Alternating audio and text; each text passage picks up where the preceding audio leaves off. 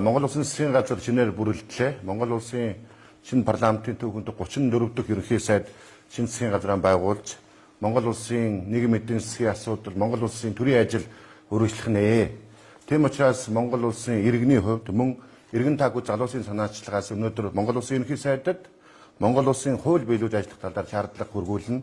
За иргэн таагүй залуусын санаачлал бол Монгол улсын үндсэн хууль, парламентын боловсрол, иргэдийн оролцоог нэмэгдүүлэх чиглэлээр үйл ажиллагаа явуулдаг ийм залуусын санаачлах байгаа. За Монгол улсын ерөнхий сайд гомжовын зандан шатар танаа хууль биелүүлж ажиллах тухай. Монгол улсын 18 нас хүрсэн иргэн бүр дэд парламент захирам системээр дамжуулан Монгол улсын ерөнхий сайдаас асуулт асуудаг хөлтэй. Монгол улсын үндсэн хуулийн 3 дугаар зүйлд Монгол улсын засгийн бүх эрх мэдэл ард түмний мэдэлд байна. Монголын ард түмэн энэхүү үйл хэрэгээ шууд болон өөрийн сонгож байгуулсан төлөөллийн байгууллагаараа дамжууд эдлэн хэмээн зааснаар манай улс байнгын парламенттай банкны ажиллагаатай нэг танхим бүхий парламентын ардчлалыг үндсэн хуулиараа баталгаажуулж төрийн үйл хэрэгт иргэдийн оролцоог хангах эрх зүйн үндсийг бид 1992 оны шинэ алдсан үндсэн хуулиар тавьсан.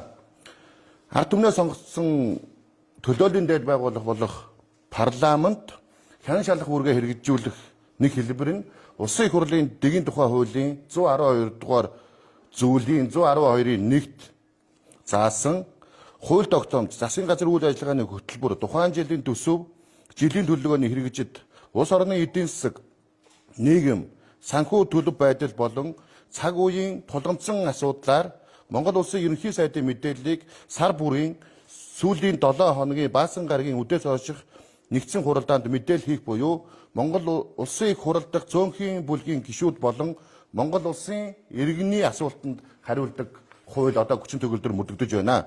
Энэхүү асуултанд Монгол улсын ерөнхий сайд өөрийн биеэр мэдээлэл хийх ба шаардлагатай тохиолдолд холбогдох сайд нарыг байлжуулна гэж заасан.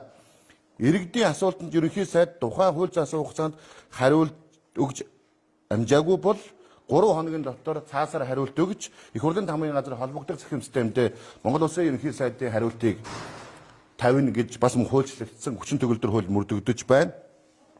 Тодорхой хэлбэл ерөнхий сайд хийх мэдээллийн сэдвэрээ дэд парламент захирам системдээр 5 хоногийн хугацаанд байршуулж 18 нас хүрсэн Монгол улсын иргэний асуултыг 5 хоногийн хугацаанд аваад ерөнхий сайд сар болгоны сүүлийн 7 хоногийн баасан гарагийн үдээс хойш хуралдаанд хариулдаг гэсэн үг ээ. Тэгэхээр Монгол улсын ерөнхий сайд Монгол улсын 18 нас хүрсэн бүх иргэний асуултанд хариулах хуультай мөн иргэд ерөнхий сайдаас асуулт асуух юм боломжтой гэсэн үг. Монгол улсын ерөнхий сайд нь засгийн газрыг удирдах төрийн хууль биелүүлэх ажлыг улсын их хурлын өмнө хариуцах бөгөөд үндсэн хуулийн 38 дугаар зүйлийг нэг заасанчлан засгийн газар нь төрийн гүйцэтгэх дэд байгууллага байна. Ерөнхий сайд нь улсын их хурлаас томилогдож түүний шууд хяналтанд үйл ажиллагаагаа явуулах нь парламент ёсны гол илэрхийлэл болно. Парламентын ардчлал нь ил тод нээлттэй тэгш чөлөөт мэтгэлцэн үзэл бодлын өрсөлдөөнөөс тодорхойлогдох бол парламентод ёсон парламентаас ерөнхий сайдыг томилж хянаж хариуцлага тооцдогоороо чухал юм а. Тиймээс Монгол улсын үндсэн хуулийн 41-р зүйл зааснаар ерөнхий сайд засгийн газрыг удирдах төрийн хууль биелүүлэх ажлыг улсын их хурлын өмнө хариуцаж засгийн газрын үйл ажиллагаа улсын их хурлд тайлагнах харилцааг хуулиар наривчлан зохицуулсан байдаг. Засгийн газрын үйл ажиллагааны хөтөлбөр төсөв, түүний гүйцэтгэл болон хуулийн биелэлтэнд хяналт тавих эрхээ хэрэгжүүлэх зорилгоор улсын их хурлд ерөнхий сайд гишүүд болон иргэдийн асуулт асууж асуултанд хариулдаг болоод 3 жил болж байна. Түүнчлэн парламентын хариуцлагыг нэмэгдүүлэх зорилгоор улсын их хурлд худал мэдээлэл ерөнхий сайд өгөхгүй байх, худал мэдээллээс урьдчилан сэргийлэх, хууль зөрчсөн тохиолдолд хариуцлага хүлээдэг байх. За парламентын түвшинд ерөнхий сайд үнэн зөв мэдээлэл явах үүрэгтэй.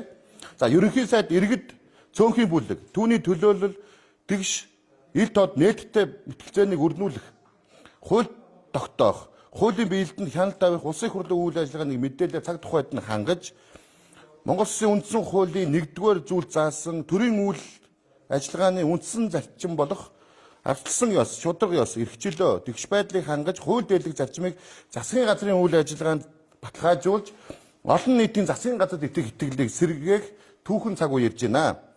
Иймд Монгол улсын ерөнхий сайд таныг хууль дээдлэх нь төрийн үйл ажиллагааны үндсэн зарчим байх зарчмаар ажиллаж иргэдийнхээ үгийг байнга сонсож ил тод нээлттэй байж ажиллахыг шаардаж хууль биелүүлж ажиллах тухай ийм шаардлагыг иргэн тагуу залуусын санаачлаас өгж байгаамаа. За Монгол улсын ерөнхий сайдаас Монголын ард түмэн бид бүгд асуулт асууя. Тэн дундаа залуучууд бид нар ирж яваа 30 жил дараагийн жилүүд бидний үр хөвгтүүд бид нар амьдрах учраас өнөөдрийн гарч байгаа бүхэл шийдвэр өнөөдрийн гарч байгаа хуулиуд биелэх нь бидний ирээдүйд хэрэгтэй учраас Монгол улсын шинэ ерөнхий сайдаас сар болгоны сүүлийн баасан гарагийн үдээс хойш Монгол улсын ерөнхий сайдаас асуудаг энэ шинэ жижиг тогтооцгоё. За Монгол улсын ерөнхий сайдаас асуулт асуух бол Монгол улсын үндсэн хууль улсын их хурлын чуулганы дэгийн хуралдааны тухай хуулиар зохицуулсан байдаг. За мөн Монгол улсын ерөнхий сайдаас хэрхэн асуулт асуух вэ гэвэл Монгол улсын ерөнхий сайд сар тухайн чуулганы өмнө аль сард ямар мэдээлэл хийх вэ гэдэг талаараа улсын их хурлд хүргэдэг. За улсын их хурл сар болгоны сүүлийн 7 хоногийн баасан гарагийн 10 үдээс хойш 14 цагаас ерөнхий сайдын асуултанд хариулахын тулд 5 хоногийн хугацаанд парламент систем дээр иргэдийн асуултыг байрлуулдаг. Тухайн ерөнхий сайдын мэдээллийг байрлуулдаг. Иргэд тухайн ерөнхий сайдын тавих мэдээлэлтэй холбогдуулан өөрийнхөө асуултыг 5 хоногийн хугацаанд асуугаад за тэр 5 хоногийн хугацаанд асуусан асуултыг улсын их хурлын хамгийн газар ажлын 3 хоногт хүлээж аваад холбогдох улсын их хурл дахь нам эвслийн бүлэгт өгөөд нам эвслийн бүлэг иргэдийн асуултыг хувааж аваад нам эвслийн бүлгээс нэг гишүүнийг сонгоод тухайн гишүүн нь Монгол улсын ерөнхий сайдаас Монгол улсын иргэний асуусан асуултыг төлөөлж асуудаг ийм хуулийн зохицуулттай. Хэрвээ Монгол улсын ерөнхий сайд тухайн цаг дотроо багтааж Монгол улсын иргэнд асуултад хариулж чадаагүй бол сүүлд нь бичгээр тухайн иргэний асуултанд хариулаад улсын их хурлд хүргэдэг. За улсын их хурлын хамгийн газар тухайн ерөнхий сайдын иргэний асуултанд хариулсан ерөнхий сайдын хариултыг тухайн сахим системд байршуулна гэдэг. Өнөөдөр энэ хуулийн хэрэгжилт хангалтгүй байгаа. Гэхдээ байхгүй гэсэн үг биш. Тодорхой хэмжээнд та бүхэн мэдж байгаа. Монгол улсын 32 33 дахь ерөнхий сайдын үед бас иргэдийн асуултанд асуугаа явж ирсэн. Тийм учраас энэ шин засгийн газрыг хууль биелүүлэх ажлаа анх байгуулж байгаа үед нь хэлжээ. Тийм учраас ийм хуулийн зохицуултаа за энэ ди парламент системээр Монгол улсын иргэд асуулт асууж болно. Тэгвэл энэ ди парламент систем хэр легитим чанартай буюу хөлөөн зөвшөөрөгдсөн юм уу? Хэдэн хүн хэрэгэлдэг? Яг хууль юм уу гэж маш олон хүн асуудаг. Тэгвэл энэ бол хуулиар баталгаажсан, үндсэн хуулийн 3-1 заасан та төрийнхөө үйл хэрэгт шууд оролцох боломжийг технологийн тусламжтайгаар 2022 оны 4 сарын 5-нд систем бий болоод 2022 оны 7 сарын 5-нд улсын их хурлаар баталсан. За энэ системийг өнөөдрийн байдлаар та бидтэй адилхан 18-аас 95 насны Монгол улсын 1,400,000 иргэд хэрэгжилж байна. Та бүхэн мэдж байгаа. Улсын их хурлаар Монгол улсын иргэд хууль санаачдаг болсон. Монгол улсын иргэд утааны сонсгол санаалж болдог болсон. Монгол улсын иргэд ажлын хэсэг байгуулдаг болсон. Хамгийн сүүлийн жишээ гэх юм бол нийслэлийн 5 төрлийн машины татварыг 2 хүний саналаар шийдсэнийг 33,000 иргэн ди парламентээр эсэргүүцэж өнөөдөр парламентын түвшинд хэлэлцэж байна. Энэ бол парламентын арчлал, энэ бол төрийн бүх өндөр албан тушаалтан, төрийн бүх эрх мэдэл ард түмнээ сурвалжтай гэдгийн тод жишээ. Тийм учраас энэ 1,300,000 иргэн өнөөдөр нийгмийн даатгалын шимтгэл, эрүүл мэндийн цалинтай ээж хөтөлбөрийн 50,000-ыг нэмэх, нөөтийн 2%-ийг 5% болгох, нийгмийн даатгалын шимтгэлийг 50% бууруулах гэх мэтчлэн олон асуудлыг өөрчлөөсөө засгийн газрын төвшөнд их хурлын төвшөнд байгаасаа гээд залуучууд санал гаргасан. Өнөөдрийн хүртэл улсын их хурл засгийн газар үнэхээр удаан байгаа. Тийм учраас шинэ ерөнхий сайд, шинэ засгийн газар энэ бүх зүйлийг мэдэж аваарай. Хэн нэгэн явцсан үрг хашлаа. Иргэн тойрны албан тушаалд горьцсон залуучуудаа багийнхантайгаа итгэж явж иж дараагийн огцрох зүйл чинь томилогдсон өдрөөс ч эхэлдэг юм а. Та вакуумчихгүй байх. Та улс орныхоо төлөө өөрсдөө хийж чад. Танай засгийн газар зөв зүйтэй ажиллаж иргэдийн итгэлийг авах гол зүйл бол иргэнээсээ холдохгүй байх, сар болгон иргэнийхээ асуултанд хариулдаг байхаас эхлэе шүү. Тийм учраас Монгол улсын шинэ ерөнхий сайд гомжгийн зандан шатраас Монгол улсын иргэд сар болгон асуулт асууж чаая. Яагаад гэвэл үндсэн хуулиар та энэ төрийг сонгодог. Таны төлөө таны сонгосон парламент засгийн газрыг томилсон. Таны сонгосон парламентын гишүүд засгийн газар үргэлж хяналт тавих ёстой. Монгол улсын иргэн та засгийн газрыг та парламентод хяналт тавих, хууль санаачлах, ажлын хэсэг байгуулах, парламентаа өдөр болгон орох боломжтой. Монгол улсын нийт иргэдийн 87% нь ухаалаг гар утас барьж байгаа. Таны гар утсанд таны төр байгаа. Таны гар утсанд та парламентыг, ерөнхий сайдыг хяналт тавих, асуулт асуух боломж бүрдсэн. Тийм учраас та бүхэн захим дээр олон мянган залуучууд хил хязгаар үл хамааран Монгол улсын иргэнд бол 18 нас хүрсэн бол та бүхэн төрдөө хяналт тавиараа. Монголын төр таны төлөө ажиллах ёстой. Монголын төр таны ажил амьдралаа цалингаа аваад илүү сайхан амьдрах боломжийг бүрдүүлэх ёстой.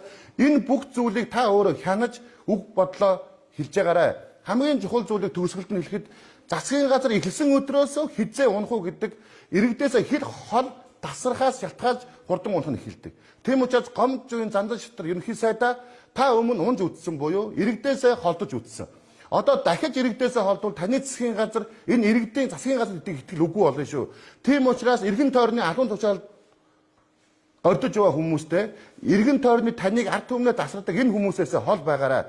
Засгийн газрын бүх сайд нар гой дулаан суудал дээрээ том өндөр сэнти дээрээ төрийн хамгаалтанд орсон тэр сандал суудлаас хол байж иргэдтэйгээ ойрхон байгаарай.